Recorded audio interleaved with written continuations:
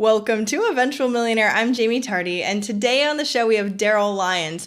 Darryl is awesome. He owns a site called Small Business Big Pressure. He's also a financial advisor and does a lot of things in faith-based. So I'm really excited to have you on the show today. Thanks so much for coming on, Darryl. Thank you for having me. I'm excited to be here. Me too. So why don't we first jump in really quickly to just go over an overview of sort of how you became a small business owner in a overview type of way. So that way we don't dive in too deep. But I want to know, like, how'd you get into financial advising and even this crazy road?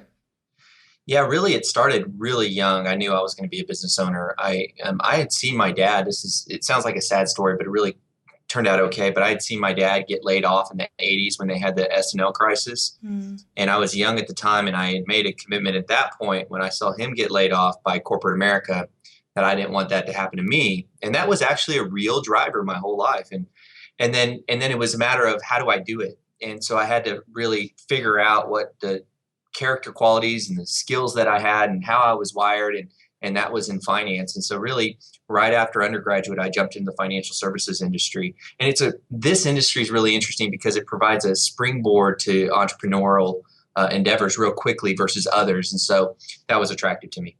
I mean, that makes a lot of sense. A lot of people that are going that route sort of don't have to be, but usually that's sort of the best route. Did you already know, like, I'm going to do this on my own? And what was that first jump into it? What was that like?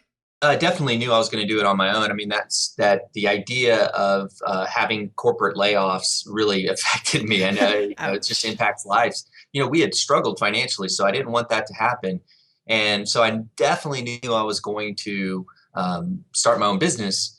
But I didn't know finance, so I had to work for a couple Fortune 100 companies, right, and learn. But I will say I was authentic in giving them a fair shot at a career path for me. But once they started saying you're going to move to New York or Chicago and you're going to be a corporate guy, you may be on Wall Street, those things just didn't align. My entrepreneurial aspirations and a corporate guy, and it wasn't about money. It really wasn't about money for me. So I did at one point, it was about 10 years ago, I just severed and just walked away and decided to start my own business in San Antonio.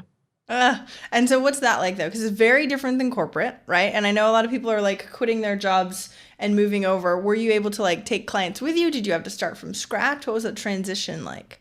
Well, so what had happened is I started out in sales and then I had worked my way up. I was rookie of the year and then I became a partner, senior partner for the company. And so then I didn't have any clients at that point because now I changed roles. And so for several years, I was recruiting, developing, training, and I didn't have much to transition over except experience. So when I quit, it was very difficult. In fact, we had to make serious adjustments. At that time, my wife had our firstborn, so we had Luke, and I had to make an adjustment of life. So we sold my BMW convertible.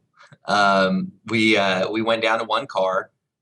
We went on. This is when I really started to buy into what Dave Ramsey was preaching. Because before that, I had some extra degrees, and so financial stuff. Dave Ramsey was for people who didn't know. Yeah. And at this time, when I'm in the heat of the battle, trying to make ends meet, I turned to Dave Ramsey and I started reading his stuff. And we still do envelopes to this day.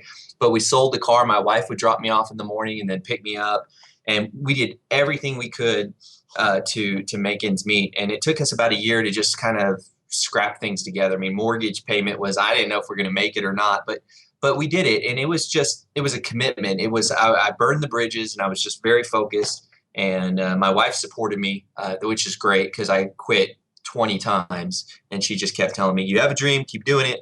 And that was really, really an important catalyst. Did she work or was it all on you or like what did that look like? Yeah, she stayed at home. So not very bright. I know I'm a financial guy, but I quit my job. I was making great money and she quit teaching to be with our 1-year-old. So we had zero income.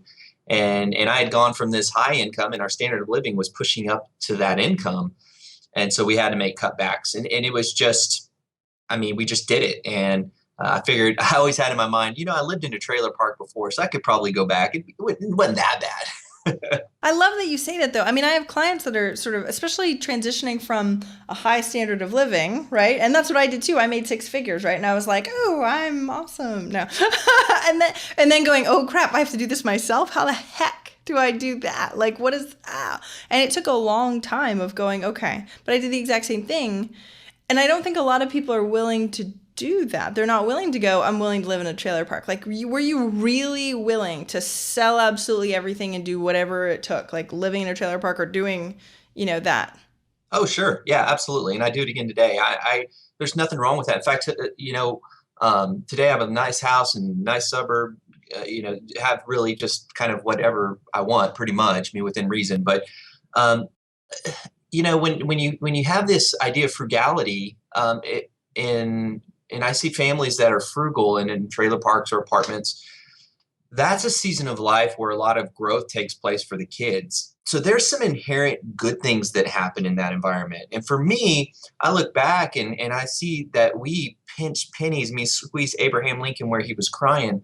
And that developed the character that I have today. So I almost get a little disappointed with my kids not to have that same frugal experience that I had. I feel like I'm robbing them from it. Now I try to teach them in other ways, but there's some really good that comes out of that environment if you embrace it the right way. I thank you so much for saying that, because I really agree with you 1,000%. Like, no offense, like we're in an apartment for 5 months because it was the only thing that could give us a short-term lease. I haven't been in an apartment since I was 19. I've only owned houses, right? And so like I'm like, no, but I think this is really, really, like, we have a personal assistant that like cooks and cleans for us, right? Because I don't have enough time, and they're getting like not spoiled, like. But they're like, oh, well, we'll just have Barbara do it. I'm like, no. You're cleaning your own room. You're doing, you know what I mean? I really feel like we don't want them to adjust up, because you have worked your butt off in order to get them all this stuff. How do you work with your kids to be able to show them that? So some people that are seeing some success, or maybe they're in a successful corporate job and want to quit. What do we show our children to make it so that way they really want to push farther and aren't entitled kids? Because you probably read like The Millionaire Next Door too, and the next generation could be really entitled for what they expect. Yeah, you've got to wonder why only 1/3 of all businesses make it to the third generation. And Millionaire Next Door did some great research, and we research millionaires. Millionaire by definition is assets minus liabilities equals net worth, and that's a millionaire, right? And so we have thousands of clients. We measure their ability to get to million and measure and maximize that process. And so that's really important research to us to just have an idea of what makes millionaires tick. And it's so critical. I really am disappointed, and I think millionaires are too, when they get to the top of the ladder and they realize they omitted one of the greatest gifts, and that was their children. So just some practical advice, and I think this is overly practical, but really it needs to happen more often with us busy people, is just breaking bread with our kids. Having dinner with them is more important than we take. I mean, we take that for granted. And so having dinner with the kids, getting around the table, one of the things that we do at our table when I get home from work is we sit down, and yes, we fight because we're family and we have 4 kids and 4 children. Yeah. but one of the things that I ask them is, what's the best part and worst part of your day? And that way we can celebrate the best part, but wrestle with the tough parts. And I think when you establish that framework of really caring and getting eye to eye with them, then you can start teaching them about money. But try to teach them about money without having that interaction is really futile. I mean, it's like beating them over the head with a Bible. It just doesn't work. You have to have that relationship. I do. I ask the exact same. I ask, what's your favorite part of your day every single dinner time. That's so awesome. It's really good to know that you're doing the exact same thing and seeing the fruits of your labor. Your kids are older than mine, which I really appreciate. So tell me about this, because you just said you research millionaires, and everybody I know that's listening right now does sort of have an affinity to learn about this stuff. So what have you learned from the millionaires that you've helped and seen grow? Yeah, I'm really excited about this because prior to us connecting this way, I was on your website and I was like, man, what she's doing is really what we're trying to do. We're going to spend the next year and a half really researching all of our clients who are millionaires. And it's cool. I've got 2 screens. You can't see it, but I've got 2 screens, and I'll do the analysis for somebody's net worth, and I'll pull it around, and imagine just a middle of America F-150, 1994, right? Imagine that kind of family, salt of the earth. I pull it around. I go, you're worth 1.5 million. They go, holy cow, I didn't know. I go, you're millionaires. And so I'm sharing that all the time. And I just love them seeing hope in life, because they're struggling. I have some millionaire clients that are afraid to spend money. So let me share with you just what I've observe just there's so much, but maybe one little nugget. I remember one millionaire I was sitting down with, and this guy was worth millions, and he had lots of cash and ranches and trucks and toys and golf clubs that are more expensive than my car. Wow. And and I'm not kidding. That's kind of funny both ways. It says something about my car. Yeah. But he was wealthy and he had it all. But him and his wife were on the verge of divorce, and he was very unhappy, both him and his wife. And they lived in perpetual fear. I'm not kidding. It was perpetual fear and anxiety. And it was, they left that meeting, and I really, really care for this couple. But the next meeting was very interesting and in contrast to that. And that's when I really started to have some revelation. And it was a couple, and they were in their 60s, mid to late 60s. And they were only living off of Social Security, which most of America, believe it or not, does. And that was all they had. And they were holding hands, and they were smiling, and they were happy. And I thought that contrast and that illustration was very important for me to understand that even when we get to the top, that's not going to solve all anxiety and worry. And that was one of the things that led me to write the book. And that's a revelation, I think. And I think people need to recognize that.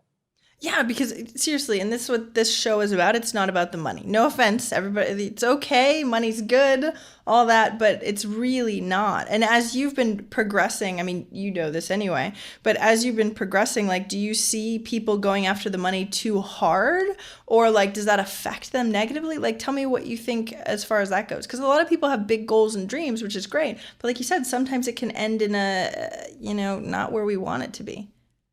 Yeah, I think we are, we kind of overestimate money. I mean, I've been rich and poor, so I'd rather have money than not.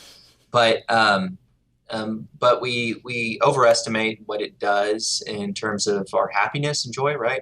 And I know people are hearing this, they've heard it before, but I see it. I live it every day. I've got thousands of clients, and money is just not going to replace and provide the joy that people are looking for in that piece. It just doesn't. And so, I think just having examples over and over and over again the last 20 years really solidified that for me. And I think what ultimately people find enjoyment through other things, and that's typically not complacency, but appreciation for what they have. Those that are givers tend to be some of the happiest people that I come across. So those that have a plan of giving, not just like an idea of giving, but actually an intentional giving, given while you're living, and then also given when you pass away. Those people are happy. The people who are satisfied and appreciate what they have. And then also those people who do things with a purpose in mind. Even, let's say, an attorney who does oil and gas work, if he does it with a purpose of transforming lives, through his occupation, those people are happy. So those are some of the character qualities that I see of millionaires that make them happy. That's amazing. And that's what we want to hear too, because it again, it's not money. Money just sort of exacerbates whatever the issue or the wonderfulness is, right? If you can give more. I actually asked a bunch of my listeners what's the reason why they wanted to be millionaires. They said they wanted to give. I'm like, that's amazing and awesome. Are you giving now? Like, that was my main question. Well, it's a great question. Rockefeller was giving when he was a little kid. His mom made him, and he never stopped, and he owned islands. I've given since I was completely broke and I almost lost everything. Really? I started my giving, and I give 10% of everything that I make, and that hasn't stopped either. And I teach my children that. It's way, way, way underappreciated. I think, and I say this because in America, on average, we give 1.5% of our gross income, and we're the richest nation in the history of the world, and that's kind of disappointing to me. And that's one of the things that motivates me is to encourage the habit of giving among my community, and I think we've made a lot of progress there, but we have a lot of work to do. Imagine how many people you can affect, though, and especially when you're working with people to try and make them more money, but also give more money. It just sort of is exponential for what you're doing, isn't it? Well, yeah, the math makes sense, but also the piece that it gives those people that have made that commitment. That's So huge. yeah, we what we do is we actually celebrate when we are able to take somebody from an attitude of not giving, and then they start making that commitment to giving. We actually celebrate that. We have a little gong, we hit boom, and then everyone claps. It's just we know we're making progress, And that's our purpose, and that's what gets us up in the morning. Ah, okay. So what made you really focus on that? Yes, you can give yourself, but like you actually working with your clients to give more is something that most financial planners and financial services people don't really do, I'm assuming. So what sort of drove that? Well, I just look at money a little differently, maybe. I'm not going to, I don't know if the market's going to go up or down. I mean, I just don't. And I'm not going to tell people that that's something that I can predict. And in all reality, our investment plan is pretty much going to be the same as everyone else's. There's just not a lot of creativity there. There's things that I can do to help a little bit and tweak, but the real value, I think, is providing leadership, and that's missing. And what we have is we have the internet, which is information. We have blogs that are opinions, but we don't have boots on the ground of people that are standing up and saying, this is really what you need to be doing with your money. And we want to provide that leadership. We think it's a missing component in the marketplace. And that's why we continue to grow. I think people are hungry for that, and they come in and just ask questions and know that we're going to push them a little bit. And it's something that we always have to keep top of mind. We not only have to keep it top of mind, we have to have systems in place that remind us of how important that is. So we measure things. We measure, if we give people hope, everyone knows around here, last month we gave 7 people hope. Well, our goal is to give 10 people hope, right? So what are we doing here? Are we forgetting our job? And so I think you have to, what's important to you, you have to measure. And so that's important to us. And we want to work with people that actually care, right? Like any consumer wants to work with someone that actually cares about other people and about the work that they do, instead of just being like, yep, you're another widget. All right, give me your money. Let's keep going. Like, we actually care about this stuff nowadays. Can you tell me a little bit about how your faith has really affected your business? Because one of the things that I surveyed from millionaires was if they were spiritual or religious, or what they sort of align themselves with. And I was surprised, actually. It was about 50-50 that would identify as spiritual or religious, and then 50% weren't, either didn't care or were atheist. I thought there might be like a more of a correlation. So tell me how it's really driven you, because I know that's on your site and it's something extremely important to you. Yeah, it is. So I've got 3 businesses. I've got my insurance company, where we do life and health insurance. And then I've got the investment company where we do financial planning investment. And then I've got my book, which is Small Business Big Pressure. Small Business Big Pressure is the only place that you really see faith. I kind of trinkle it through the other companies, but there's no fishes on those things. I mean, we want to really be accepting of anybody that comes here that needs hope, right? And with money. So we have plenty of atheist clients. We have plenty of clients that have different faiths. But the book here is just sharing with the community how I intersect the two, and I'll share it with you kind of how that came about. It was probably, let's see, I always think of life in terms of my daughter and my kids' ages, right? Yep. So I think it was about 6 years ago, and my daughter at the time was 2. Yes, and I was really just having a rough time I was getting older, right? So I was playing basketball and football, and those things just weren't working anymore. So I decided to take up golf, and I'm not good at golf. And so I didn't just embarrass me, I embarrassed others. So then I decided to take up jogging. So I jogged at a conference in California, and I decided to go for an early jog. It was dark, and I get lost. And I had run 12 miles. I'd never done that before, but I'm late for the conference. And so this is all kind of frustrating, right? Body, golf, no big deal, but I'm just kind of frustrated. I get back to the office and I press the wrong button on a client's account, and I lose him $10,000, and that's gone. Might as well put a pile of dollar bills and burned it. And he had a beard and guns. And I thought he was upset at me. He sure was. And so just, I want to relax. So February day, beautiful day. My wife's expecting our 3rd child at the time. She stays home with my son. And I decided to take my daughter, who's 2, up to the grocery store. And that's H-E-B in San Antonio. So I take her up to the grocery store. And it's a sunglasses, leather jacket kind of day. And she asked to roll down the window. And we roll down the window. And I think we were singing or something. And she kicks with her foot the electronic up button and puts her finger in the window, and it catches between the window and frame.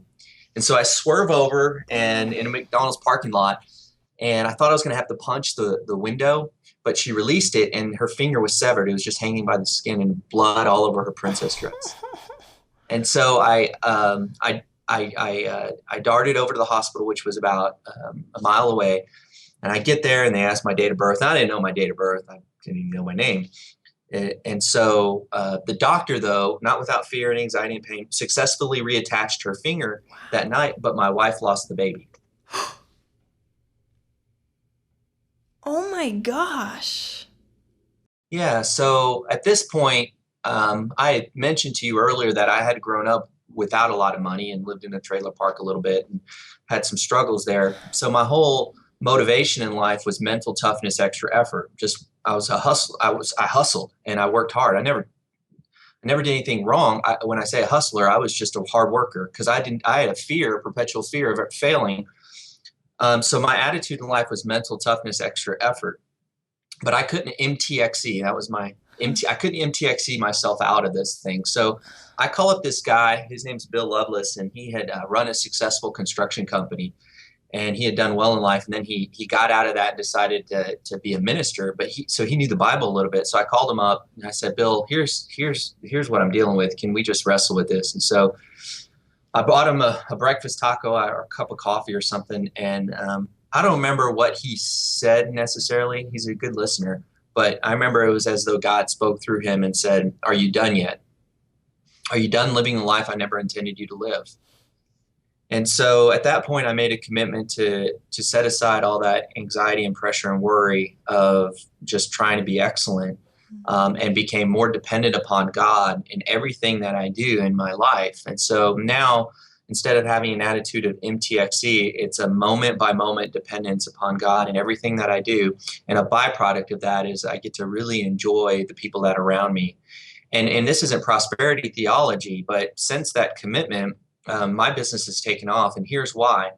Because now there's a business leader who no longer leads in fear and insecurity. There's a business leader who trusts God and is living that out and is experiencing peace and enjoying the people that he works with and the people that he serves. And it's a challenge every day. So that's why I say it's a moment by moment dependence. And there's some serious scripture that really I think about. John 15:5, I can't stop thinking about that. Galatians 2:25, I can't stop thinking about that. And so they drive me. But our company has grown since that commitment.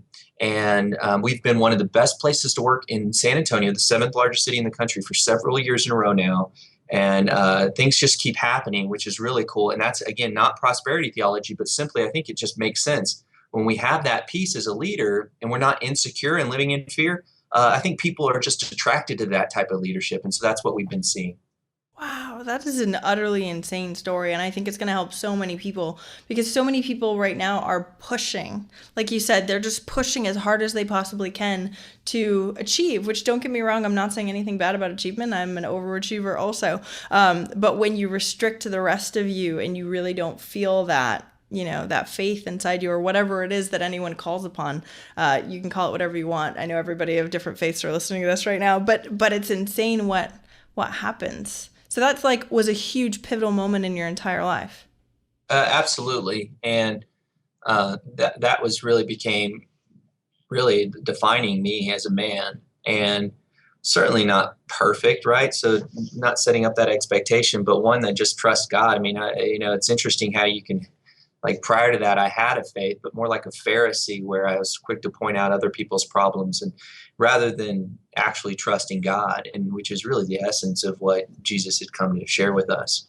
And so, yeah, that moment by moment dependence is really critical now. And I just live it out. I don't try to necessarily, again, like I said, I don't have any fishes on my cards. I go out and share that story from time to time. I have churches that ask me to speak every now and again. And so I just share who I am and what I'm just trying to do. And I'm just a business owner, pretty much like everyone else who's wants to work hard, wants to do things with excellence. The only difference is that along that journey, I have found that my dependence upon God allows me to deal with this entrepreneurial anxiety, which is very real with regulation and high taxes and expectations and our comparison society and the cash flow worries. That entrepreneurial dilemma of that pressure, worry, and confusion as I've seen over the years, have driven very successful men to alcohol abuse, divorce, exiting a business in a really foolish strategy, and having a journey along the way that they built a business and made a decent living, but with no purpose. And so I reflect on some of these entrepreneurs that I've walked life with, and I realize that I don't need to do that, but I can't figure out how to not do it independent of God. And so my idea behind avoiding all those problems is I don't know when they're going to come. I'm just going to trust God in this moment. And rather than when I'm dealing with an issue, which happens all the time, rather than finding other sources of satisfaction, I turn to God.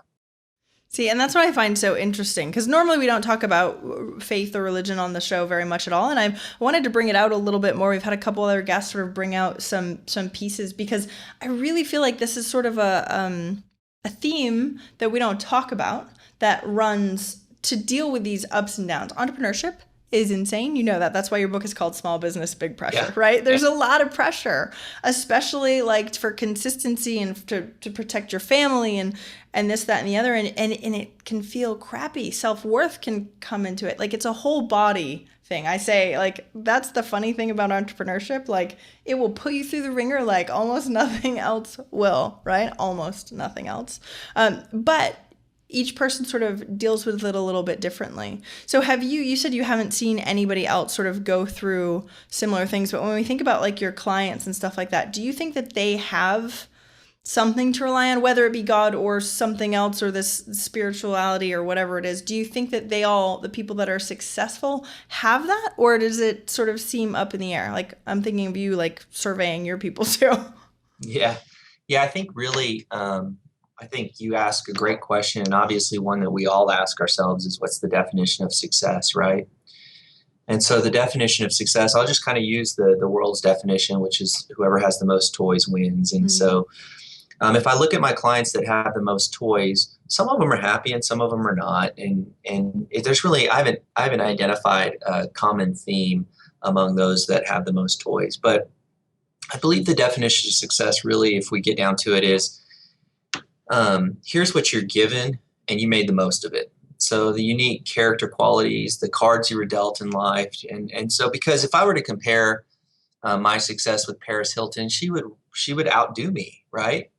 And I don't know her, but I mean, we got to, she started on third base, right? And I started, in the dugout. So it's not fair necessarily to make these comparisons of success, and so it's very difficult for me to get excited about success. But when I see the story behind, this is what somebody was given, this was the hand that they were dealt in life, and they may not ever make it to the Forbes magazine list, but man, they inspire me. There's a lady I think of off the top of my head who had a very difficult childhood, and she's the executive director of a very important organization today. She made the most of life. She's serving thousands of families that are hungry, and she started out hungry, and that's what her passion was. So she's feeding people. She's successful, and not many people know about her. And so those are the things I look for in success. I also look for families with success. I think of another guy named Doug, and he had a business. His business failed. I mean, he had a very successful business, and he was shaking hands with billionaires in the city. But his business utterly failed. But I consider him really successful. And I tell him this man to man. He's about 70 years old. His children are incredible, and his wife loves him. He stays in shape. He's smiling. He's happy. He doesn't have a lot of money, but he's successful in my eyes. And so I really, sometimes I try to really wrestle with what does it mean to be successful. And I'm less concerned about the ones that have the most toys. Which is really important to know, especially as people that are listening and growing as they go, because no offense, usually it's like, oh, I have a vision board and it's got the Lamborghini on it, or it's got the whatever, because it's easy for us to see that physical form of stuff, right? And when we feel that way, and it can make us feel really good to have that stuff, which I think is, don't get me wrong, stuff is good too, and everything else, right?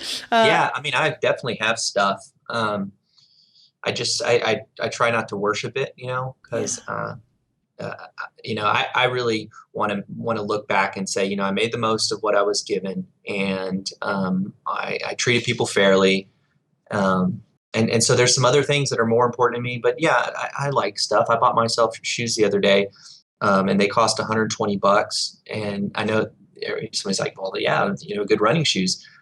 Um, I still struggle with spending that kind of money, but I really did appreciate when I had those shoes. So I do like stuff, but I got to be careful not to worship that or make that my end game. Sometimes some of the things that motivates me, and I still have a framework of setting goals that it's very specific that I've done since I was 18. So that hasn't changed. It's my attitude towards that framework. But I put this list on my shower wall, and I tape it up there. I call it shower power, and it's all my goals. My wife can see it. That's a good idea. Wow. Well, it's important because she can see it. And the other day, my son came in there and he took a shower in there, and he goes, "Dad, you haven't achieved all your goals." I thought, well, that's kind of cool that he's getting to see that. But some of those goals have rewards. So if I do a couple things, there's some president books. I like to read bios on presidents. I'll reward myself with a trip to the coast and go fishing. So I like to use stuff and material things as a reward for certain behavior and disciplines. Tell me more about this goal setting system, because that's awesome. I want to know, like, what you said it's since you've been 18. So walk me through what that looks like really quick.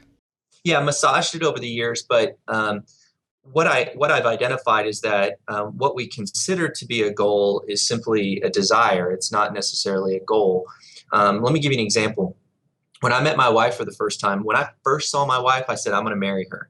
Wow. The first time I saw her. I love God and I'm a big spiritual guy, but I met her at a bar. And and you were like, I'm going to marry her, some girl at a bar. I knew I was going to marry her right away. Wow. And there was nothing stopping me from marrying this lady. So that was ultimately my desire, was to marry her. But my goal was, and this is kind of weird, my goal was when I picked her up on the first date, I was going to take her to the nicest restaurant I knew. I was going to wear the right shirt. I was going to have the right amount of cologne. I had the right music. I mean, everything within my control was a goal. And that's how it is with me too today. If I want to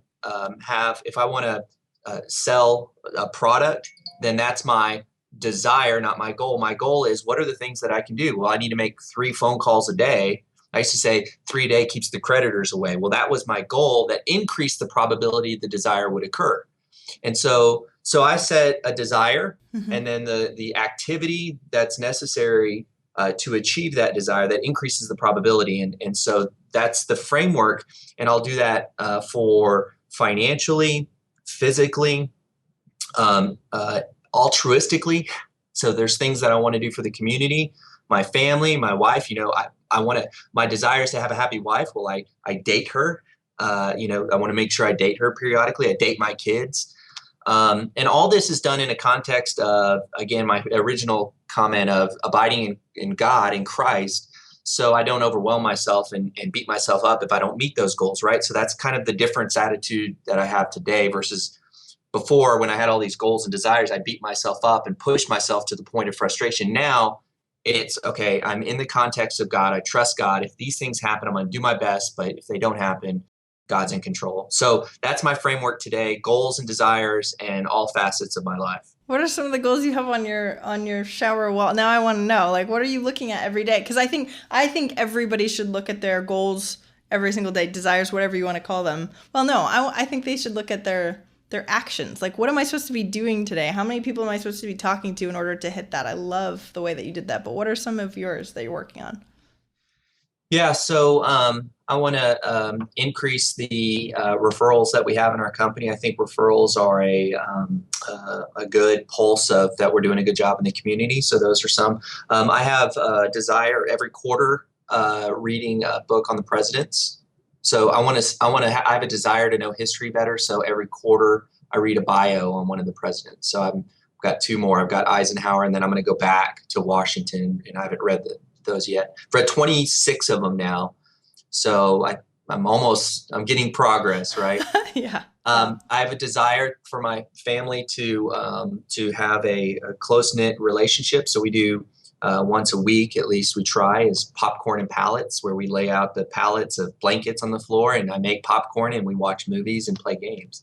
So those are all the things that we do. Oh, I love that. Well, and it's funny how small they are and yet how much they add up, right? It's the consistency of that. It's not going, hey, we're going to do this for a week. We're just going to watch movies and play, and then we're not going to do that again for another, 6 months. But you remember that way back then. It's the consistency of referrals. It's the consistency of everything that really adds up and makes the life. Yeah, it does. And I think I don't ever want to, I feel bad patting myself on the back, but I want to tell you that this habit of setting goals and just thinking through this is where I want to go and how do I get there has really been one of the key factors of my ability to have accomplished things over time, is saying, okay, here's where I want to go and here's where I'm at. How do I connect the two and then have a consistent action plan to get there? Is it just the shower that you keep your goals, or do you have them like written down too at your desk, or like? No, they're just in the shower. That's so awesome. Yeah, Now I need shower like power. yeah, that's it. Shower power. That's all you need. One thing you learned from this interview: shower power. No, I'm kidding. That's right. Awesome. I know we have to start wrapping up soon, so I'm going to ask you the same last question I always ask, and it's, what's one action listeners can take this week to help move them forward towards their goal of $1 million? Oh man, yeah. So there's so much I could unpack because I work with people all the time. I was told early in life that there's only two ways to be a millionaire. And I decided to do both because I wanted to do both, but two ways to be a millionaire: to save early and often, or to start a business. Yes. So smart. And it worked because you're on the show. Ta-da. Yeah. Oh, that's amazing. So what can somebody do? Because you're the financial guy. So what can they do in both of those? What's their first step in both of those? Let's say they wanted to do both. We know they're starting a business. So hopefully I've got some of that piece covered for you. But what about the first one? Yeah. So on the financial side, I'm still a huge fan of Dave Ramsey. I do believe that you got to, remember the definition of a millionaire is assets minus liabilities equals net worth. So if we don't get those liabilities down, then our net worth is going to be lower. So we focus first on that second part of the equation, decreasing liabilities through Dave Ramsey's financial programs, reducing credit card debt. And then when we've completed that consumer debt pay down, then we aggressively save.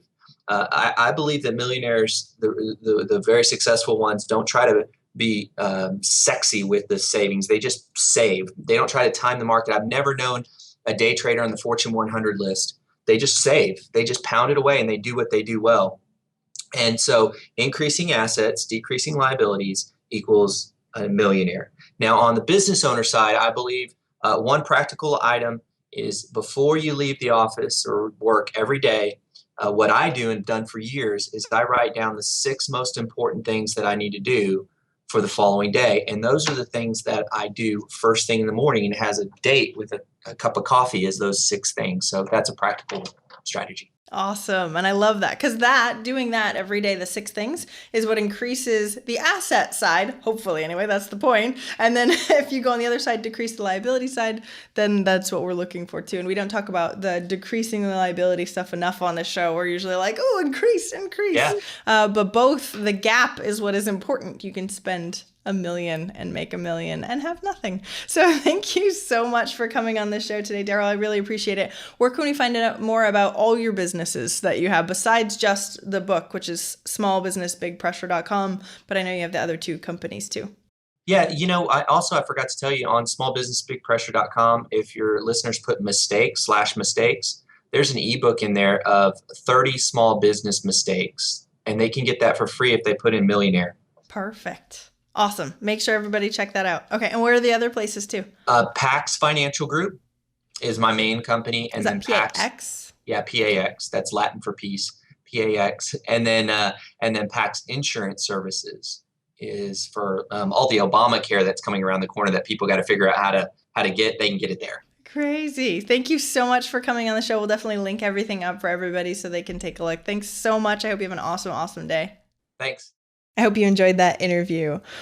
I want some engagement from you. Talk to me. Tell me what you got out of that interview. I want to know exactly what actions you're going to be taking, what mind-blowing information you received. Tell us. So go to facebook.com/eventualmillionaire. Of course, like the page while you're there and send us a quick note. I want to know what you actually got out of it. So that way, when I ask questions, I'll be asking the stuff that you want to know.